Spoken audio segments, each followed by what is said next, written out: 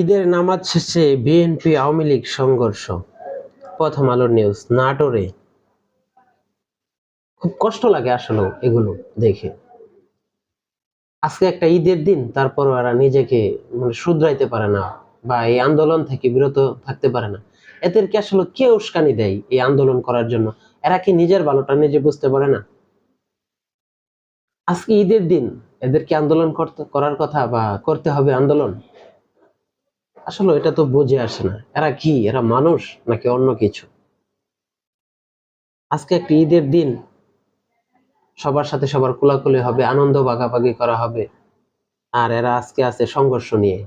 হয়তো এখানে অনেকেই আহত হয়েছে, কারো মাথা ফাটছে বা বিভিন্ন ভাবে বিভিন্ন জন আজকে অসুস্থ হয়েছে এখান থেকে। আসলে এটা আশা করা যায় না। আওয়ামী লীগ বিএনপি, বিশেষ করে আওয়ামী লীগ এরা তো আসলে কখনোই ভালো হবে না। এরা কখনোই ভালো হবে না, কারণ হচ্ছে এরা, ওদের মস্তিষ্কটাই জানি কেমন বিকৃত হয়ে গেছে।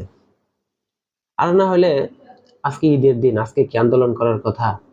অন্তপক্ষে আজকের দিনটা তো ওরা নিজেরা স্বাভাবিক থাকতে পারতো, আন্দোলন না করে সবার সাথে আনন্দ ভাগাভাগি করে নিতে পারতো।